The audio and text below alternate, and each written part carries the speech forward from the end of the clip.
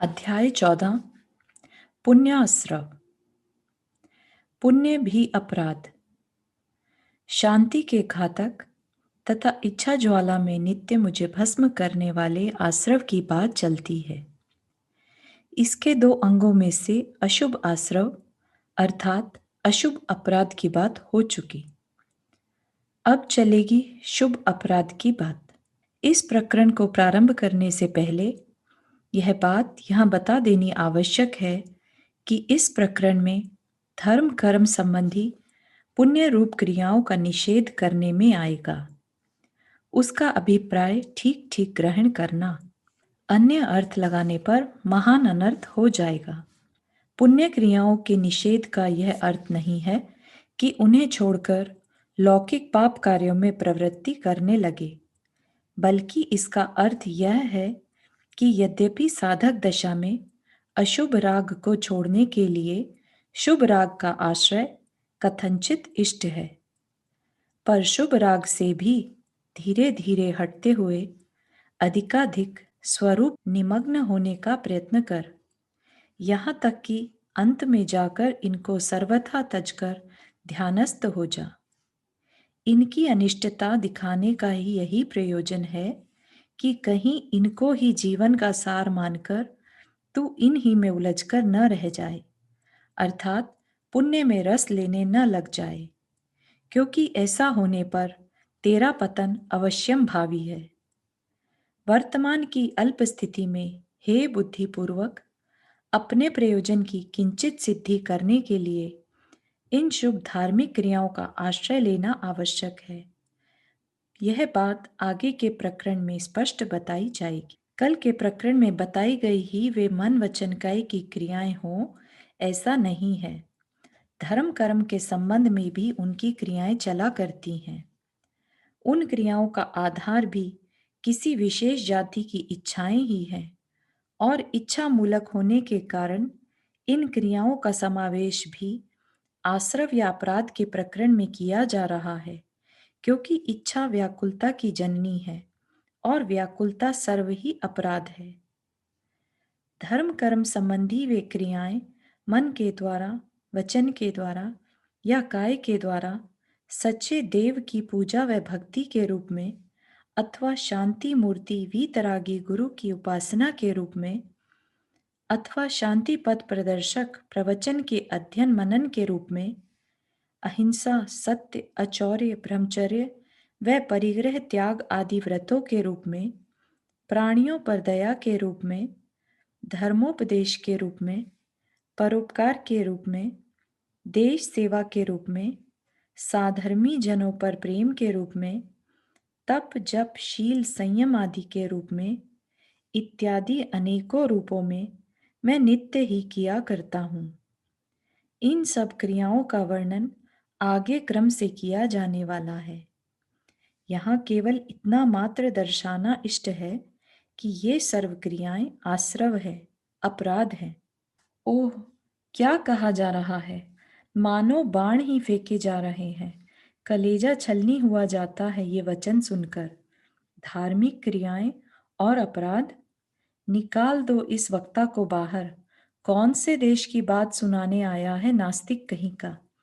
बस बस बंद करो यह वचनालाप। ऐसी बात सुनने को हम तैयार नहीं। जप तप शील संयम पूजा दान भक्ति सेवा सब अपराध। अरे कितना कठोर है तेरा हृदय। प्राणियों की रक्षा करना और अपराध। हमसे नहीं तो ईश्वर से तो डर। और इस प्रकार की अनेकों बातों का मानो तूफान ही उठ गया हो आप सबके हृदय में। ऐसी बात कभी न सुनी न देखी, एक अनोखी बात। इतनी कठिनाई उठा उठाकर जिन क्रियाओं को बड़े बड़े योगीश्वरों ने किया, आज उन्हें अपराध बताया जा रहा है। यह कोई नई जाति का धर्म चलाना चाहता है, सबको ही नास्तिक बनाना चाहता है। शांत हो प्रभु, शांत हो। यह नास्तिक बनाने की बात नहीं है, शांति दिलाने की बात है। तेरा कोई दोष नहीं। वास्तव में कभी इतनी निर्भीकता से ऐसी बात का न सुनना ही तेरे इस शोभ का कारण है। मन वचन व काय की ये क्रियाएं अत्यंत हित रूप हैं। धर्म रूप हैं, मोक्ष देने वाली हैं। इस प्रकार की तेरी पुरानी धारणाएं ही तेरे इस शोभ की कारण है। शांत होकर सुन, तू स्वयं पछताएगा अपनी इस भूल पर। बात कठिन नहीं है, समझ में आ जाएगी। अब तक सुनी नहीं, इसलिए समझी नहीं। अब शांत चित्त होकर सुन। मेरे कहने मात्र पर विश्वास न कर। तेरा अंतःकरण स्वयं हाँ कर दे तो स्वीकार कर, नहीं तो न कर। मेरी बात मेरे पास ही तो रहेगी, तुझसे कुछ छीन तो न लूंगा। पुण्य भी पाप। कल बताई गई अशुभ क्रियाओं को तो दुनिया ही पाप बताती है, अपराध बताती है। परंतु देखो वीतराग के मार्ग की अलौकिकता, कि धार्मिक क्रियाओं को भी अपराध बताया जा रहा है, पाप कहा जा रहा है। पुण्य व पाप में अंतर देखने वाला शांति का उपासक नहीं है, यह कहा जा रहा है। कुछ आश्चर्य की बात है, कितनी निर्भीकता है वीतरागी गुरुओं की बात में। सर्वलोक एक और वे अकेले एक और, बेधड़क धार्मिक क्रियाओं को पाप बताने वाले। यहाँ तक कह दिया है ज्ञानी जनों ने कि भगवान, मुझे सब कुछ हो, बड़े से बड़ी बाधा भी स्वीकार है, पर पुण्य कभी ना हो। अरे, कैसी अजीब बात है यह कि जिस पुण्य को, जिस धर्म को सब चाहते हैं, उसे ज्ञानी इनकार करते हैं। याद होगी आगरा के विरागी गृहस्थ श्री बनारसी दास जी के जीवन की वह घटना, जब उन्होंने बादशाह अकबर से मांगा था कि अगर आप मुझ पर प्रसन्न हैं तो कृपया आज के पीछे मुझे अपने दरबार में न बुलाना। और आश्चर्य में पड़ गया था सारा दरबार उस समय। क्या मांगा इसने? पागल हो गया है शायद। जिसकी नजर के लिए आज सारा देश तरसता है, वह व्यक्ति उसके पास बुलाने पर भी आना नहीं चाहता। बस ऐसी ही अटपटी बात है ज्ञानियों की। सामान्य मनुष्य को यह रहस्य समझ में नहीं आ सकता, और वही हालत है आपकी। परंतु घबराइए नहीं, गुरुदेव की शरण में आए हो, अज्ञानी न रहोगे, इस रहस्य को अवश्य समझ लोगे। विषय समझने से पहले यह बात अवश्य हृदयंगत कर लीजिए कि सिद्धांत वही होता है जो सर्वत्र समान रीति से लागू हो। कहीं लागू हो जाए और कहीं नहीं, उसे सिद्धांत नहीं कहते। वह कल्पना है, पक्षपात है। वैज्ञानिक मार्ग में पक्षपात को अवकाश नहीं। भले ही पहले की पोशी सर्व धारणाओं का त्याग क्यों ना करना पड़े, सत्य सत्य ही रहेगा। आपकी कल्पनाओं के अनुकूल हो तो सत्य, नहीं हो तो असत्य। ऐसा सत्य का लक्षण नहीं है। कोई भी स्वीकार न करे तो भी सत्य तो सत्य है। आपकी कल्पनाओं के कारण सत्य न बदलेगा। सत्य के कारण आपको ही धारणाएं बदलनी होंगी। यह तो विचारिए कि यदि आपकी धारणाएं व क्रियाएं सच्ची होती तो आज दुखी क्यों होते? अधिक नहीं तो कुछ न कुछ शांति तो अवश्य होती। और प्रारंभ से ही तो यह बताया जा रहा है कि वास्तविक सिद्धांत व रहस्य से अपरिचित तेरी सब धारणाएं भूल के आधार पर टिकी हुई हैं। वहां तो सुनकर शोभ नहीं आया था, यहाँ क्यों आ गया? प्रतीत होता है कि अन्य धारणाओं की अपेक्षा इस धारणा की शक्ति सबसे प्रबल है, इसकी पकड़ सबसे मजबूत है। इसलिए ही सर्वशक्ति लगाकर इसे हटाने का प्रयत्न किया जा रहा है। यह बात तेरे हित के लिए है, अहित के लिए नहीं। इच्छा दर्शन। देखिए, पहले तो यह याद कीजिए कि आप क्या प्रयोजन लेकर निकले हैं। शांति। अच्छा, तो अब बताइए कि शांति का क्या लक्षण आपने स्वीकार किया है? निरभिलाषिता या निर्विकल्पता? ठीक। अब यह बताइए कि आप अभिलाषाएं चाहते हैं या उनका निरोध? उनका निरोध। शाबाश। शांति के उपासक के मुंह से इसके अतिरिक्त और निकल भी क्या सकता है? सिद्धांत को तो आप खूब समझे हुए हो, परंतु फिर भी उपरोक्त बाधा क्यों? खैर, धीरे धीरे दूर हो जाएगी। अब यह बताइए कि यदि कुछ इच्छाओं को निकालकर कुछ इच्छाएं बाकी छोड़ दी जाएं तो किसी भी जाति की एक भी इच्छा नहीं रहनी चाहिए। वाह, कितना सुंदर उत्तर है। अनेकों पीड़ाएं पहुंचाकर जब थक गए तो अंग्रेजों ने भी यही प्रश्न पूछा था गांधी से कि कुछ स्वतंत्रता तो ले लो और कुछ हमारे हाथ में रहने दो। उस समय गांधी ने भी यही उत्तर दिया था जो आज आपने दिया है। चाहे आप स्वर्ण के भी बनकर आएं, चाहे मुझे सब कुछ देने को तैयार हो जाएं, पर मुझसे यह आशा न करना कि मैं परमाणु मात्र भी अधिकार तुम्हारे हाथ में रहने दूं। मुझे पूर्ण स्वतंत्रता चाहिए और पूर्ण ही लूंगा, रत्ती भर कम नहीं। अच्छा निर्णय हो चुका कि सब इच्छाओं का अभाव करना ही आपका प्रयोजन है। अब याद रखना, इसे आगे जाकर भूल न जाना। आ जाइए अब मूल विषय पर। विचारिए कि उपरोक्त धार्मिक क्रियाएं इच्छा के बिना की जाती हैं या इच्छा सहित। देखिए, हमारी आज की कोई भी क्रिया, चाहे पुण्य रूप हो या पाप रूप, चाहे धर्म रूप हो कि अधर्म रूप, बिना इच्छा के नहीं हो रही है। यह बात अलग है कि इच्छाएं कई जाति की होती हैं, अशुभ भी होती है और शुभ भी। अशुभ इच्छाएं कहते हैं भोग अभिलाषा को, जिनका कथन की कल के प्रवचन में आ चुका है, और शुभ इच्छाएं कहते हैं भोग अभिलाष से निरपेक्ष देव पूजा या गुरु सेवा आदि उपरोक्त कार्य करने की इच्छा को। भोग अभिलाष के अभाव के कारण ही इन क्रियाओं को निष्काम कर्म कहते हैं, जिसका कि गीता में कथन आया है। परंतु विचारिए कि क्या भोग अभिलाष का अभाव हो जाने के कारण उन क्रियाओं को निरभिलाष मान ले? यदि इन धार्मिक क्रियाओं को भी करने की अभिलाषा न होती तो बताइए उन क्रियाओं में प्रवृत्ति ही कैसे होती? मेरी हर शुभ या अशुभ क्रिया के पीछे किसी न किसी इच्छा की प्रेरणा अवश्य होती है। अब देखना यह है कि वे इच्छाएं जो इस धर्म क्षेत्र में मेरे अंतरंग में उत्पन्न होकर मुझे वे क्रियाएं करने की प्रेरणा दे रही हैं, कितने प्रकार की हैं। ये सब उपरोक्त क्रियाएं अनेकों प्रकार की इच्छाओं व अभिप्रायों से प्रेरित होकर की जा रही हैं। विचारने से सब स्पष्ट हो जाती है। पहली इच्छा तो अत्यंत स्थूल भोगों की प्राप्ति के प्रति है, जिसके कारण कि उन क्रियाओं का रूप अंतरंग में कुछ ऐसा सा होता है कि इन क्रियाओं को करने से मुझे धर्म होगा।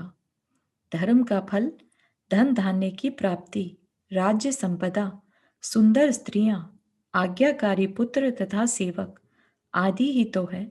इसलिए ये क्रियाएं मुझे इष्ट हैं। अथवा प्रभु मुझ पर प्रसन्न होकर मुझे उपरोक्त संपदा प्रदान कर देंगे, मुकदमा जिता देंगे, परीक्षा में सफल करा देंगे, शत्रु पर विजय करा देंगे इत्यादि। इस प्रकार की इच्छाएं रखकर पूजा करना, छत्र चढ़ाना, बोलत कबूलत करना आदि अनेकों ऐसी स्थूल क्रियाएं होती हैं जिनमें कि उनके अंतरंग की इच्छाएं स्पष्ट प्रकट हो जाती हैं। दूसरी इच्छा वह है जिसके आधार पर इस भव संबंधी भोगों का तो नहीं, परंतु अगले भव संबंधी भोगों का अभिप्राय अंतरंग में छिपा रहता है। उसका रूप कुछ इस ढंग का है। तिर्यंच व नरक गति तो बड़ी दुखदाई है, वहां तो धर्म कर्म भी होना बड़ा कठिन है। किसी प्रकार देव गति मिले तो अच्छा, या भोग भूमि मिले तो अच्छा। वहां सुख है, सर्व अनुकूल है, कोई चिंता नहीं है, जीवन सुखपूर्वक बीतेगा इत्यादि। इस प्रयोजन की सिद्धि क्योंकि व्रत, उपवास, पूजा, प्रभावना, पात्र दान आदि के द्वारा बताई गई है, अतः ये क्रियाएं मुझे इष्ट हैं। इस अभिप्राय पूर्वक अधिकाधिक भक्ति, तप व दान आदि क्रियाएं करता है। यद्यपि स्थूलतः बाहर में वह अभिप्राय पूर्ववत प्रकट नहीं होने पाता, परंतु बात बात में वह अवश्य प्रकट हो जाता है। इसलिए यह इच्छा भी स्थूल भोगों संबंधी ही है। तीसरी इच्छा वह है जिसके आधार पर स्वर्ग आदि संबंधी न सही पर मोक्ष संबंधी अभिप्राय अंदर में छिपा रहता है। परंतु यह मोक्ष का स्वरूप किसी अन्य प्रकार की कल्पना रूप रहता है। इसका रूप कुछ इस प्रकार का है। देवगति के सुख को तो गुरुजन दुख बताते हैं, अतः ठीक है, मुझे वह सब कुछ नहीं चाहिए। परंतु मोक्ष के लिए तो स्वयं वे भी प्रयत्न कर ही रहे हैं। इन क्रियाओं का फल मोक्ष भी तो है ही। कहा जाता है मोक्ष में अनंत सुख है, सर्व इंद्रों के सुख से भी अनंत गुना। वाह वाह, इससे अच्छी बात क्या। वहां तो खूब मौज में रहूंगा। मोक्षशिला भी सुंदर बताई जाती है, उस पर बैठने मात्र से ही बड़ा सुख मिलेगा। फिर अनंतो सिद्ध वहां विराजमान है, उनको साक्षात स्पर्श करने का अवसर मुझे मिलेगा। पवित्र आत्माओं के स्पर्श से तथा उनके दर्शन से कितना सुख मिलेगा, जबकि साधुओं तक के स्पर्श की व दर्शन की बड़ी महिमा गाई जाती है। और कुछ न सही, लोक में ख्याति तो हो ही जाएगी कि बड़ा धर्मात्मा है। अतः मुझे इन धार्मिक क्रियाओं में प्रवृत्ति करना इष्ट है। यह अभिप्राय भी वचनों पर से जाना जा सकता है, जो कि स्थूल है। यद्यपि साधारणतः देखने पर भोग अभिलाष प्रतीत नहीं होती, परंतु है यह भी भोग अभिलाष की कोटि में ही, क्योंकि मोक्ष सुख से अनभिज्ञ केवल शिला स्पर्श, सिद्धों का संपर्क और उनका स्पर्श भी इंद्रिय सुख ही है, अतीन्द्रिय नहीं। चौथी इच्छा वह है जिसके अंतर्गत विदय क्षेत्रों में जाकर सीमंदर प्रभु के दर्शन का अभिप्राय छिपा है। उसका रूप कुछ ऐसा है। पुण्य करने से देवगति में जाऊंगा और वहां से प्रभु के दर्शन को, अथवा यहां से सीधा विदेह क्षेत्र में उत्पन्न हो जाऊंगा। प्रभु के दर्शन करके सम्यक्त्व प्राप्त करूंगा और फिर मोक्ष। परंतु यहां पर भी मोक्ष का स्वरूप पहला ही रहा और सीमंदर प्रभु के दर्शन में भी उसी जाति के किसी सुख की कल्पना रही या रही कोरी भावुकता, सो भी तीसरी इच्छा के समान ही है और यह वचनालाप से प्रकट हो जाती है। पांचवी इच्छा है सच्चे मोक्ष की इच्छा, जिसका रूप कुछ इस प्रकार है। मुझे केवल शांति चाहिए और कुछ नहीं। मुझे मोक्षशिला लेकर क्या करना है? दूसरे सिद्धों से मेरा क्या प्रयोजन सिद्ध होगा? अतः मेरे हृदय में उस लोक शिखर वाले सिद्ध लोक के प्रति कोई आकर्षण नहीं। यह ठीक है कि वहां ही जाना होगा, परंतु इसकी कोई महत्ता नहीं। नरक लोक में जाकर भी यदि शांति रहती हो तो वह भी मेरे लिए मोक्ष है। और कहीं जाने की मुझे क्या आवश्यकता? मुझे तो यहाँ ही शांति वर्तती है। यही मेरी मोक्ष है। कुछ कमी है, पूरी हो जाएगी। ये धार्मिक क्रियाएं शांति की दृष्टि से कुछ प्रयोजनीय नहीं हैं। जो कुछ भी इनका फल बताया जाता हो, पर मेरे लिए इनका कोई फल नहीं। जो इनका फल धन आदि की प्राप्ति है, वह मुझे चाहिए नहीं।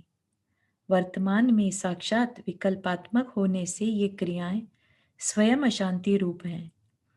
भले कुछ शांति रूप हो, पर वह शांति नहीं जो निर्विकल्प समाधि में होती है। परंतु फिर भी जब समाधि में स्थिर न रह सकूं, तब क्या करूं? अशांति में तो जाना ही होगा। कहीं भोगादिकों की ओर प्रवाह हो गया तो गजब हो जाएगा, सब कमाई लुट जाएगी। अतः सारा जाता देखिए तो आधा लीजिए बांट। उस उक्ति के अनुसार चलो।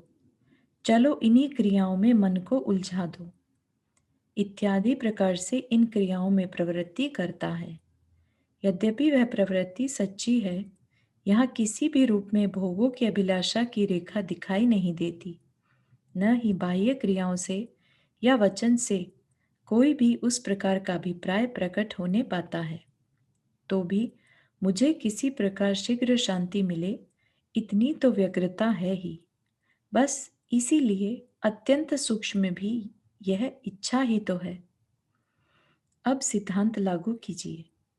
क्योंकि पांचों में ही कोई ना कोई इच्छा है, अतः सब धार्मिक क्रियाएं अपराध हैं।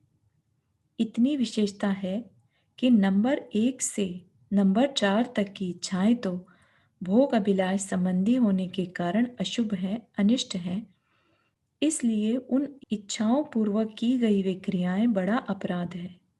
परंतु नंबर 5 की इच्छा अत्यंत सूक्ष्म व भोग अभिलाष से निरपेक्ष होने के कारण तथा उस इच्छा का भी अंतरंग में निषेध वर्तते रहने के कारण शुभ है तथा इष्ट है।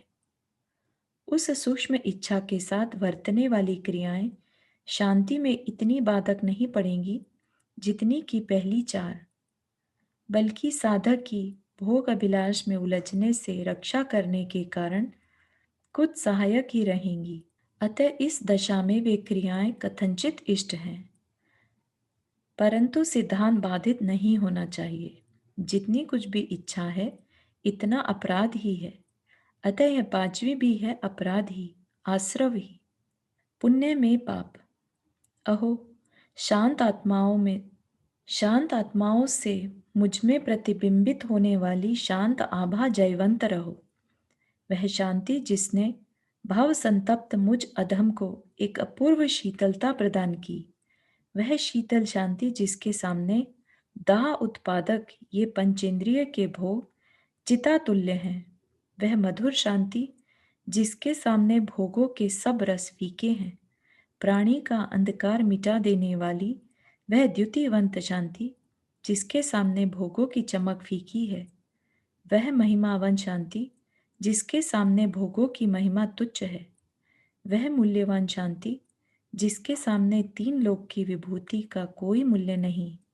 हे देवी, अपना मुख दिखाया है तो अब छिपा न लेना। मैं तेरे लिए सर्वस्व निछावर कर देने को तैयार हूं। तेरी ओर निहार कर अब मैं कभी इस संपदा की ओर आंख उठाकर न देखूंगा। हे नाथ, मुझको शक्ति प्रदान कीजिए कि इस आपदाजनक संपदा की ओर इस भव में तो क्या, आगे किसी भव में भी मैं दृष्टि न उठाऊं, सदा इसे ठुकराता चलूं। शांति रानी को पाकर कौन ऐसा है जो इस कुलटक का मुख देखेगा। और जब इस संपदा की ही ओर से दृष्टि हट गई, तो फिर इसके कारणभूत पुण्य को मैं क्या समझूं। वह भी मेरे द्वारा अपमानित हुए बिना न रह सकेगा। मैं पाप के फल का स्वागत करने के लिए तैयार हूं, पर पुण्य के फल का नहीं। वह पुण्य जो पाप से अधिक भयानक है। पाप तो ऊपर से ही भय दिला देता है, जिससे कि इसके प्रति स्वाभाविक घृणा उत्पन्न हो जाए। परंतु पुण्य ऐसा लुभावना जाल फैलाता है कि स्वतः आकर प्राणी इसमें फंस जाते हैं और तड़प तड़प कर प्राण दे देते हैं। वह पुण्य तीसरे भव में नरक का द्वार दिखलाता है और वर्तमान भव में इच्छाओं की ज्वाला में घी डालता है। क्योंकि स्वाभाविक रीति से ही इच्छित पदार्थ की प्राप्ति हो जाने पर उसमें आसक्ति हुए बिना नहीं रह सकती, इसलिए भोग संपदा या देव आदि पदों की इच्छा से की जाने वाली पुण्य रूप क्रियाओं के कारण भोग आदि प्राप्त हो जाने पर उनमें आसक्ति हुए बिना नहीं रह सकती। यह बात सर्वसम्मत है। बहुत प्रतीक्षा के पश्चात मिली हुई स्त्री में क्या अत्यंत आसक्तता होती नहीं देखी जाती, और आसक्तता का फल क्या होना चाहिए सो सब जानते हैं। देखिए अपनी भूल का विषैला फल। धार्मिक क्रियाओं को भोग अभिलाष के कारण अपने हित रूप मानकर उन क्रियाओं को करने में संतोष धारण किया। मैंने बहुत अच्छा काम किया है, मैं बहुत धर्मात्मा हूं, ऐसा अभिमान उत्पन्न हुआ। यह वर्तमान भव में फल मिला। भोगों की तीव्र इच्छा के कारण संताप उत्पन्न हुआ। यह दूसरे भव में फल पाया। तीसरे भव में उस आसक्ति के फलस्वरूप कुगतियों में अनेक दुख सहे। यह मिला तीसरे भव में उन क्रियाओं का फल। फिर भी उन क्रियाओं को अत्यंत हित रूप मानता है। खेद है इसकी भूल पर। इसी से ज्ञानी जन उनको अपराध कहते हैं। ज्ञानी का पुण्य। उन क्रियाओं को अपराध बता देने से यह तेरे अंदर में हुआ क्षोभ भी यह बात दर्शाता है कि उनके प्रति तुझे मिठास बरतता है। तर्क किया जा सकता है कि ज्ञानी को भी तो उन क्रियाओं में मिठास ही आता है। नहीं, वह क्रियाएं अवश्य करता है, पर उससे इनमें मिठास कभी नहीं आता।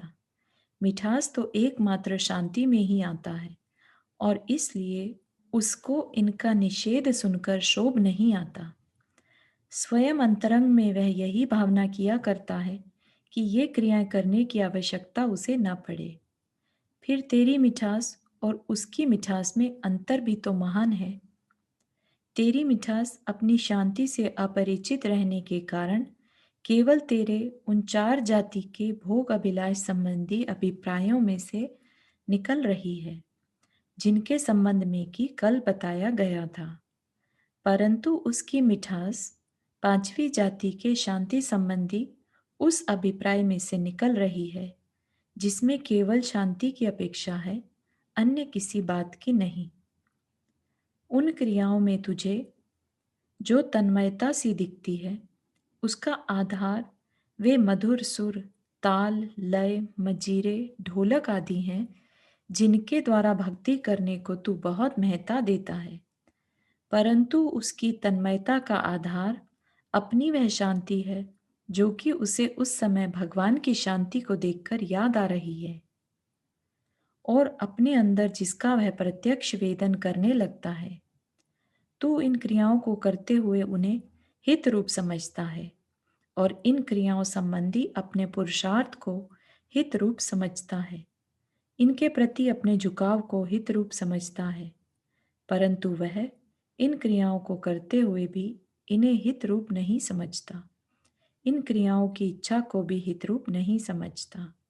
इन क्रियाओं संबंधी अपने पुरुषार्थ को भी हित रूप नहीं समझता, तथा उनके प्रति अंतरंग में उसे कभी झुकाव भी उत्पन्न नहीं होता। उसका सच्चा झुकाव है तो केवल शांति के वेदन के लिए। अभिप्रायों में महान अंतर होने से उसके फलों में भी महान अंतर पड़ जाता है। फल तो दोनों को ही यद्यपि भोग संपदा मिलना है, तुझको कदाचित जितनी मिल पाती है उससे भी हजारों गुना उसे मिल जाती है, परंतु तू उस संपदा में उलझ जाता है, क्योंकि क्रियाएं करते हुए उसी की अभिलाषा मन में बैठी हुई है, और वह उसे प्राप्त करके भी उससे उदासीन बना रहता है, तथा समय पड़ने पर उसे ठुकरा देता है। वह उसे जंजाल भासती है। देव गति को तू अच्छा समझता है, और वह उसे 33 सागर की कैद, क्योंकि यह मार्ग में न आती तो वह इतने समय पहले ही अपने प्रयोजन को सिद्ध कर चुका होता। तुझे तीसरे भाव में उसका फल पाप में मिलता है, और उसे सदा पुण्य ही पुण्य में। और इसी कारण तेरी वे क्रियाएं कही जाती हैं पापानुबंधी पुण्य, और उसकी वे ही क्रियाएं कहलाती हैं पुण्यानुबंधी पुण्य। देख, बाहर में क्रियाएं एक होते हुए भी केवल अभिप्रायों के फेर से कितना महान अंतर पड़ गया दोनों में। अपने अंदर में झुककर जरा गौर से देख, वही या उसी जाति के कुछ और अभिप्राय बैठे हुए हैं या नहीं। शांति के प्रति का अभिप्राय तो तुझे हो नहीं सकता, क्योंकि तेरा हृदय स्वयं कह रहा है कि उसका वेदन तुझे अभी हो नहीं पाया है, वह अभी भी उसके लिए तड़प रहा है।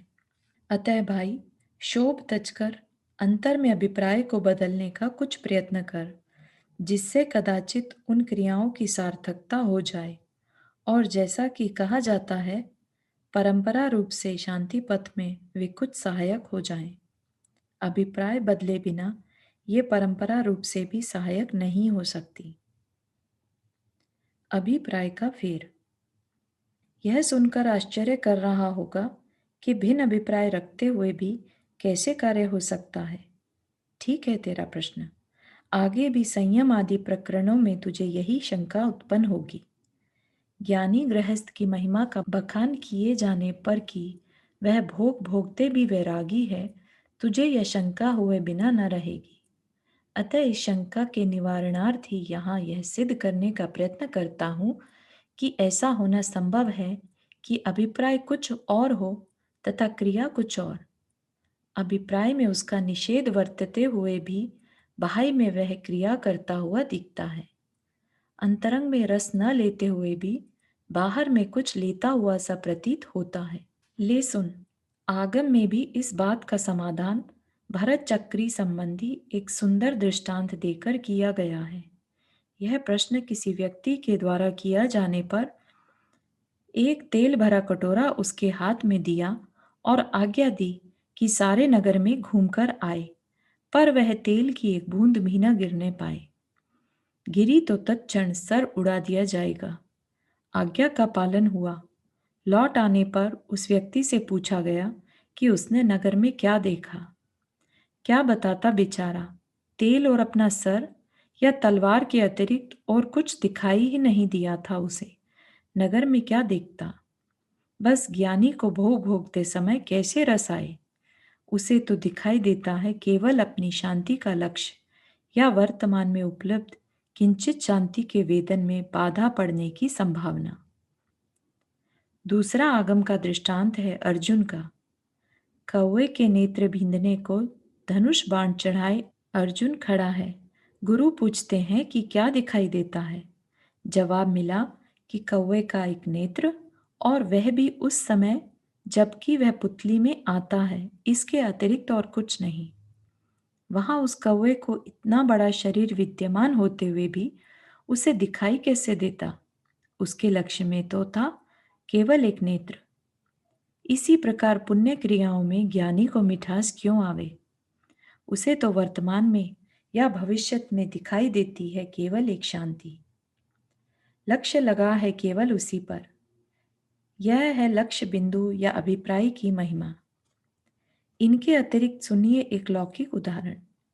कल्पना करो, आप किसी मुकदमे में उलझ गए। अपनी रक्षा के लिए कुछ सामान व रुपया लेकर मजिस्ट्रेट के घर गए और बड़े प्रेम से वह सामान घूस के रूप में भेंट किया। बोले बच्चों के लिए है। उसके बच्चों के प्रति प्रेम भी बहुत दिखाया।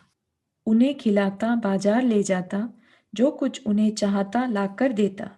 बच्चों की माँ भी समझती कि उसे बड़ा मोह पड़ गया है बच्चों से, और पिता भी समझता कि उसे प्रेम है हमारे कुटुंब से। परंतु आप जानो कि कैसा प्रेम है आपको। मुकदमा जीता कि सब प्रेम हवा में उड़ा।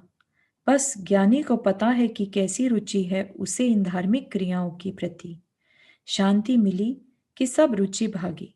वर्तमान की यह झूठी रुचि दिखावटी है। अशुभ बातों में विकल्प न चला जाए, केवल इस भय के कारण है। उससे विपरीत तेरी रुचि है उन बच्चों के साथ माता के प्रेमवत हित बुद्धि रखकर। और भी उदाहरण हैं जिससे संभवतः अभिप्राय की अत्यंत सूक्ष्मता का स्पर्श किया जा सके। कल्पना कीजिए कि आपकी आयु 60 वर्ष की हो चुकी है और संतान नहीं हुई। स्त्री ने बहुत इलाज कराए पर निराश रही। निराश होकर अपने भाई का कोई बच्चा रख लिया अपने पास। खूब प्रेम करते थे इस अभिप्राय से कि 2-3 वर्ष में परच जाएगा तब गोद ले लेंगे। एक दिन गांव जाते जाते मार्ग में सौभाग्यवश वृक्ष के नीचे बैठे दिखाई दिए एक अवधि ज्ञानी दिगंबर साधु। भक्ति उमड़ी, नमस्कार किया और कह डाली अपने मन की व्यथा। उत्तर मिला कि जाओ, 1 वर्ष पश्चात पुत्र होगा। संतोष हुआ तथा अतीव प्रसन्नता भी। घर आकर स्त्री से बताया, पर बेचारी बिल्कुल निराश हो चुकी थी। कैसे विश्वास करती।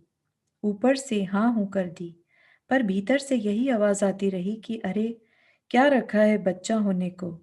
स्वामी को तो साधु की भक्तिवश ऐसा ही विश्वास हो गया है, बच्चा होना असंभव है। अब भी उस दत्तक पुत्र पर दोनों का स्नेह बराबर था, परंतु विचारिए कि स्त्री व आपके स्नेह में कुछ अंतर पड़ा है कि वैसा ही है। यद्यपि स्त्री का स्नेह ज्यों का त्यों रहा, पर आपके स्नेह में कुछ अंतर पड़ गया है, क्योंकि विश्वास था कि 2-3 साल पीछे उस बालक को चले जाना होगा अपने घर। 3 महीने बीत गए, गर्भ के चिन्ह दिखाई दिए। बताइए कि क्या कुछ अंतर पड़ेगा उस दूसरी स्थिति के प्रेम में। अवश्य पड़ेगा। आपका प्रेम पहले की अपेक्षा भी कुछ कम हो जाएगा। और स्त्री के प्रेम में भी कुछ अंतर पड़ जाएगा। अब चौथी स्थिति, बालक पैदा हो गया। क्या कुछ अंतर पड़ा तीसरी स्थिति के प्रेम में? अवश्य पड़ा। और संभवतः अब तो उस दत्तक पुत्र पर भी वह अंतर कुछ प्रकट सा होने लगा। कभी कभी धमकाने की भी नौबत आने लगी। अब बालक हो गया 2 वर्ष का। बताइए, अब भी प्रेम रहा उस पहले बालक पर? नहीं, अब तो कुछ भार दिखने लगा वह। यद्यपि शर्म व लिहाज के कारण स्वयं बालक को विदा न किया, पर यह इच्छा अवश्य रही कि जितनी जल्दी चला जाए अच्छा है। देखिए, विश्वास में अंतर पड़ते ही प्रेम में अंतर पड़ गया। पहली स्थितियों में वह अंतर सूक्ष्म रहा, बाहर प्रकट नहीं होने पाया, और आगे की स्थितियों में उत्तरोत्तर स्थूल होता गया तथा अब बाहर भी उसके चिन्ह दिखाई देने लगे। इस उदाहरण पर से यह बात भली भांति जानी जा सकती है कि अभिप्राय बदल जाने पर किस क्रम से क्रिया में धीरे धीरे अंतर पड़ा करता है, तथा अभिप्राय में क्रिया का निषेध वर्तते हुए भी पहली स्थितियों में क्रिया बराबर होती रहती है। और भी एक सुंदर व स्पष्ट उदाहरण है। एक किसान खेती करता है और एक कैदी भी। दोनों ही दत्त चित्त काम में जुटे हुए दिखाई देते हैं। दोनों ही खेती को फूली देखकर प्रसन्नचित्त दिखाई देते हैं। क्रिया दोनों से हो रही है, पर क्या अभिप्राय दोनों का समान है? किसान हित बुद्धि से खेती करता है और कैदी दंड समझकर। किसान की तन्मयता हित बुद्धि के कारण ध्रुव है और कैदी की क्षणिक। आज छुट्टी मिले तो चाहे खेती में आग लगे उसकी बला से, खेती के लिए जेल में रहने को तैयार नहीं। परंतु किसान को मृत्युशैया पर पड़े हुए भी संभवतः यही विचार रहे कि कहीं खेत में गाय न घुस गई हो। किसान की प्रसन्नता उसके फल को भोगने के लिए है, और कैदी की प्रसन्नता केवल अपने परिश्रम को फलित हुआ देखने के कारण भोक्तापने से निरपेक्ष। किसान की खेती अभिप्राय के अनुकूल और कैदी की खेती अभिप्राय के प्रतिकूल। बस इस प्रकार तेरी धार्मिक क्रियाएं हैं अभिप्राय के अनुकूल हित बुद्धि पूर्वक उनमें मिठास लेते हुए, और ज्ञानी की क्रियाएं हैं अभिप्राय से प्रतिकूल अहित बुद्धि रखकर उसमें कुछ कड़वास लेते हुए। महान अंतर है, आकाश पाताल का अंतर। धान्य कूटते समय देखने वाले को क्या पता कि यह धान्य कूटता है या तुष। ओखली में ऊपर तो तुष ही दिखाई देता है। इसी प्रकार ज्ञानी को पूजा आदि करते देखकर तू क्या समझे कि यह भगवान की पूजा करता है या अपनी शांति की। ऊपर से तो भगवान की ही पूजा करता है, देखम देखी वह देखने वाला अपने घर जाकर तुष कूटने लगा तो क्या निकलेगा उसके परिश्रम का फल। यद्यपि परिश्रम तो उतना ही करना पड़ेगा जितना कि धान्य कूटने वाले को। उसी प्रकार ज्ञानी की देखम देखी तू भी पूजा आदि करने लगा तो क्या निकलेगा उस परिश्रम का फल। यद्यपि परिश्रम तो उतना ही करना पड़ेगा जितना कि ज्ञानी को। पुण्य समन्वय। धार्मिक क्रियाओं को अपराध बताया जा रहा है। तेरी तथा ज्ञानी की उन क्रियाओं संबंधी अंतरंग अभिप्राय में क्या अंतर है, यह बात कल दर्शाई गई।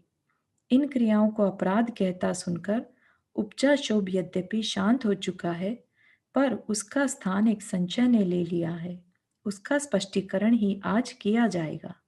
तो क्या इन शुभ क्रियाओं को त्याग दें? यदि यह बात है तो बड़ा ही अच्छा हुआ। आज तक भूलकर व्यर्थ ही समय गवाता रहा, दुकान का भी व्यर्थ ही खर्च करता रहा। यह रहस्य खोलकर तथा मुझे जगाकर बड़ा उपकार किया आपने। आज से मंदिर में न जाऊंगा। बेकार ही लोग धन बर्बाद करते हैं मंदिर आदि बनवाकर तथा प्रतिमा स्थापित करवाकर। इत्यादि अनेकों विकल्प उठ रहे होंगे आज आपके मन में। नहीं भाई, ऐसा नहीं है। संभल, देख कहाँ जा रहा है तू। तेरे इस प्रवाह को रोकने के लिए ही तो ज्ञानी जनों ने ये क्रियाएं तेरे लिए अच्छी बताई हैं। धन्य है उनकी करुणा जिसमें ज्ञानी अथवा अज्ञानी सबको बराबर स्थान है। ज्ञानी जन मूर्ख नहीं थे कि तेरे ऊपर कोई व्यर्थ का सांप्रदायिक भार लाद देते। उनके उपदेश में जन कल्याण के अतिरिक्त कोई अन्य अभिप्राय नहीं होता। प्रभु विचार कर, अपने हित अहित को पहचान, कुछ बुद्धि लगा, केवल दूसरों के संकेत पर मत चल। तुझे ज्ञानी बनने के लिए कहा जा रहा है, मूढ़ता त्यागने के लिए कहा जा रहा है।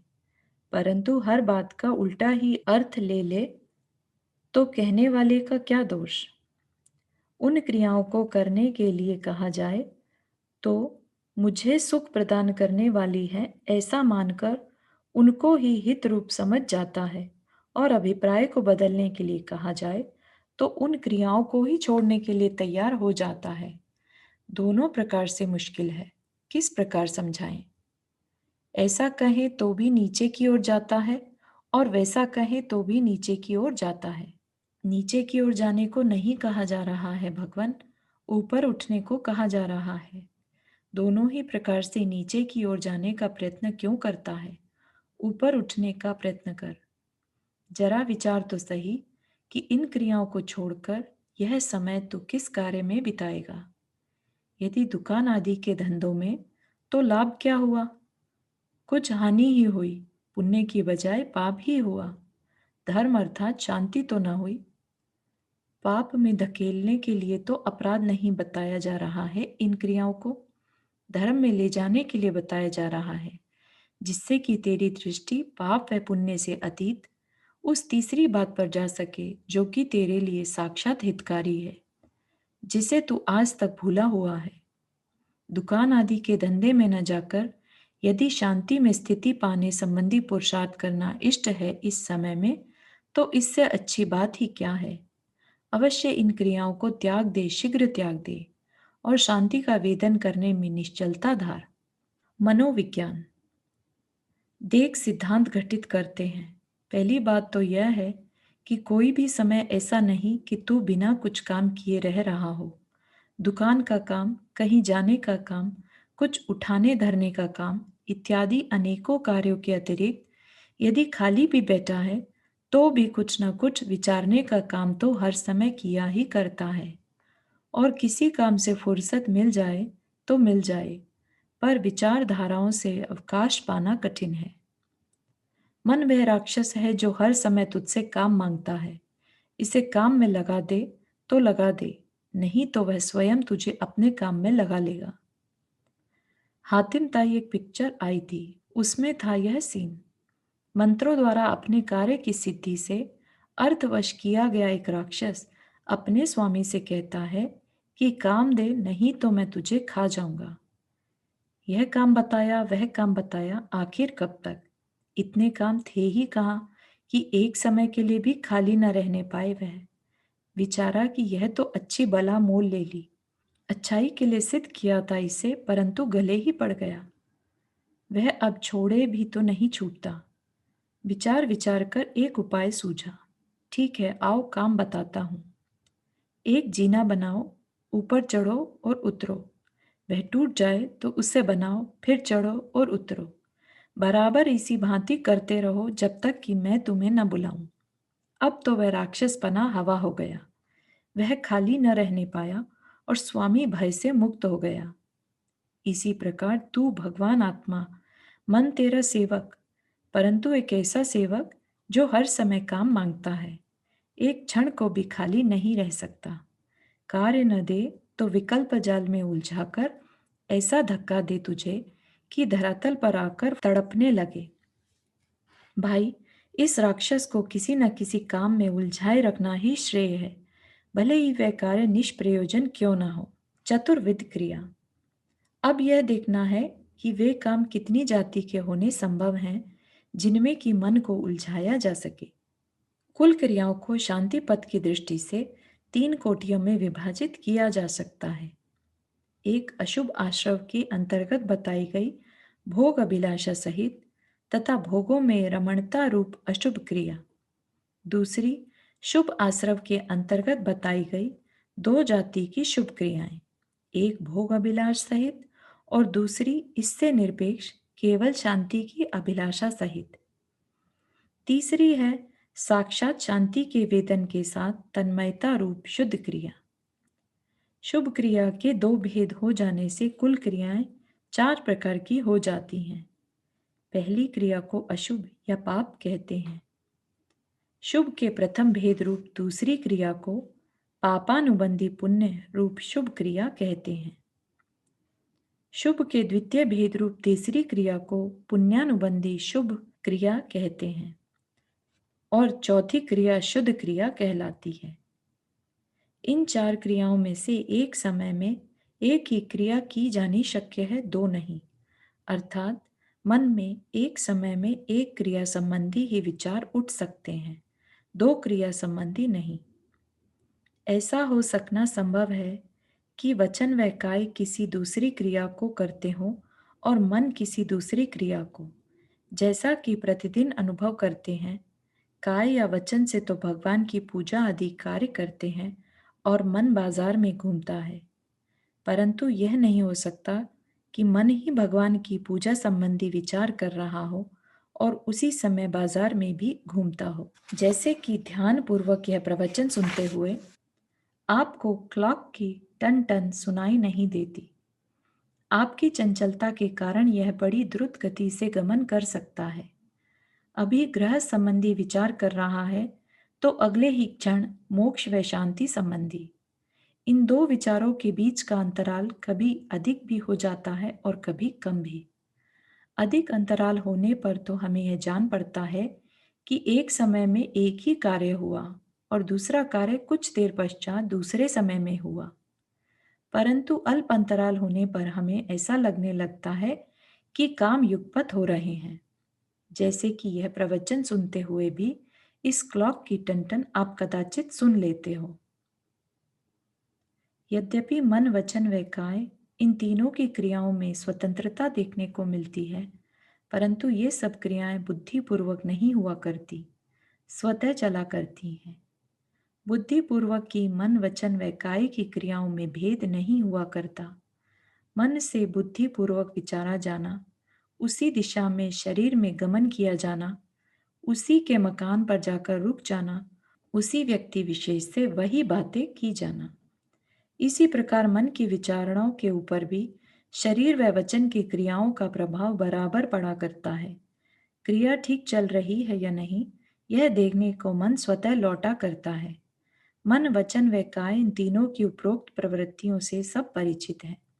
केवल विश्लेषण न कर पाने के कारण हमें उनके क्रम का पता नहीं चलता। मन को हर समय कुछ न कुछ विचारने को चाहिए, यह खाली नहीं रह सकता। मन एक समय में एक ही विचार कर सकता है। बुद्धिपूर्वक की गई शरीर व वचन की क्रियाओं से मन भी उसी ओर आकर्षित हो जाता है। इस सिद्धांत पर से यह स्पष्ट हो गया कि मन को किसी एक क्रिया विशेष में जुटा देने पर वह उस समय दूसरी क्रिया न कर सकेगा और शरीर व वचन की सहायता से उसको कुछ देर कदाचित वहां ही अटकाए रखा जा सकता है। अब यह विचारना है कि कौन सी क्रिया में जुटाना अधिक श्रेयस्कर है। हमारे पास चार क्रियाएं हैं: पाप, पापानुबंधी पुण्य, पुण्यानुबंधी पुण्य तथा शुद्ध क्रिया। इन चारों में कौन क्रिया हित रूप है और कौन क्रिया अहित रूप, इसका तोल हमें शांति की तुला से करना है। जिसमें सर्वथा अशांति है वह सर्वथा हे है, जिसमें अधिक अशांति है वह अधिक हे है, जिसमें कुछ शांति है वह कुछ उपादेय है तथा जिसमें सर्वथा शांति है वह सर्वथा उपादेय है। उपरोक्त चारों क्रियाओं का तोल करने से इसमें तो कोई संशय है ही नहीं कि पहली पाप और चौथी शुद्ध क्रिया, इन दोनों में पहली अत्यंत हे है और चौथी अत्यंत उपादेय। विचारना तो दूसरी व तीसरी क्रिया के संबंध में है कि उन्हें हे माने या उपादेय। इस बात का उत्तर लेने के लिए हमें यह विचारना होगा कि ये क्रियाएं अशांति रूप ही हैं या कुछ शांति रूप भी। एक उपयोग में एक ही कार्य सिद्ध होने के कारण यद्यपि एक ही कार्य में शांति और अशांति दोनों अंशों का सद्भाव एक समय में रहना कुछ जचता नहीं है, परंतु विचार करने पर एक ही कार्य में ये दोनों अंश रहने असंभव प्रतीत नहीं होते। शांति और अशांति पृथक पृथक भी रह सकती है और मिश्रित रूप में भी। देखिए, समझिए। उपयोग व शांति में कुछ अंतर है। उपयोग केवल जानने का नाम है और शांति है स्वाद का नाम। उपयोग ज्ञान है और शांति ज्ञेय। उपयोग प्रकाशक है और शांति प्रकाश। ज्ञान में भले क्रम रहे, पर ज्ञेय में क्रम रहने की आवश्यकता नहीं। यदि दो या अधिक ज्ञेय मिलकर एक में खो जाएं, तो एक ही समय में क्या ज्ञान उसे जान न लेगा? जैसा कि अनेक पुद्गलों के पिंड रूप स्कंद को या जीव पुद्गल मिश्रित मनुष्य को जानने में क्या आगे पीछे जानने की आवश्यकता पड़ती है? या नमक मिर्च आदि अनेकों मसालों के मिश्रित स्वाद को जानने या अनुभव करने के लिए क्या क्रम की आवश्यकता पड़ती है? अर्थात नमक का स्वाद पहले जानोगे, फिर मिर्च का, पीछे अन्य किसी मसाले का, क्या इस प्रकार जानोगे? इतना अवश्य है कि जिस प्रकार मिश्रित मसाले का स्वाद चखते समय नमक मिर्च आदि का भिन्न भिन्न स्वाद न आकर एक विजातीय ही प्रकार का मिश्रित स्वाद आता है, जो न अकेले नमक सरीखा है, न अकेले मिर्ची सरीखा। इसी प्रकार शांति का स्वाद लेते लेते भी शांति तथा अशांति का भिन्न भिन्न स्वाद न आकर शांति अशांति मिश्रित कोई विजातीय ही स्वाद आता है, जो न अकेला शांति रूप है और न अकेला अशांति रूप, बल्कि इनके मध्यवर्ती किसी तीसरी ही जाति रूप है, जिसका निर्णय मिश्रण में पड़े शांति व अशांति के अंशों पर से किया जा सकता है।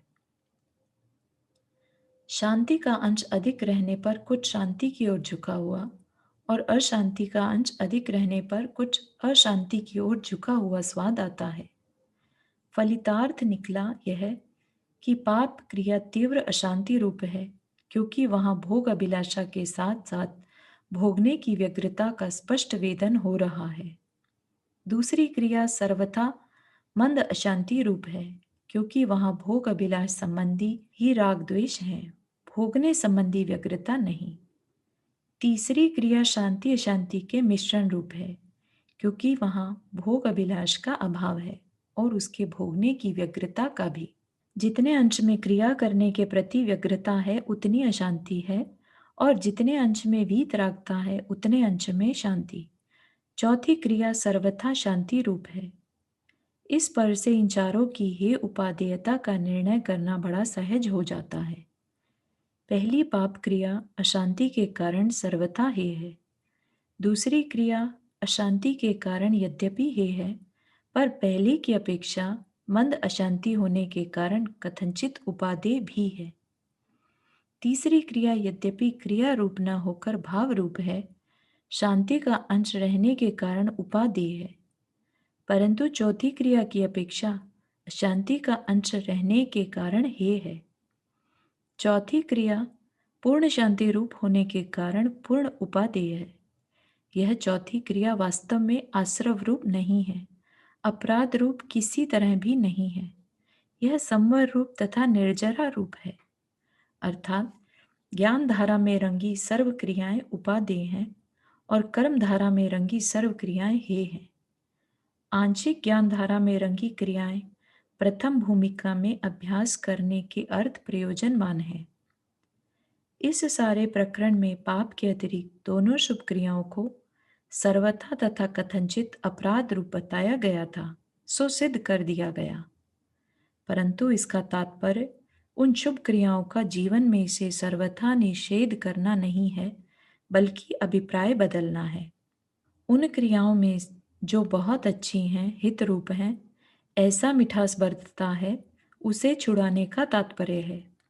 ऐसा अभिप्राय सर्वथा हे ही है, परंतु अभिप्राय के हे हो जाने पर क्रियाएं एकदम छोड़ दी जाएं, ऐसा नहीं हुआ करता, जैसा कि पहले दृष्टांत द्वारा समझा दिया गया है। अब प्रश्न होता है यह कि अभिप्राय बदल जाने के पश्चात क्रिया कौन सी करें, क्योंकि कुछ करना तो पड़ेगा ही, निष्क्रिय तो रह नहीं सकता।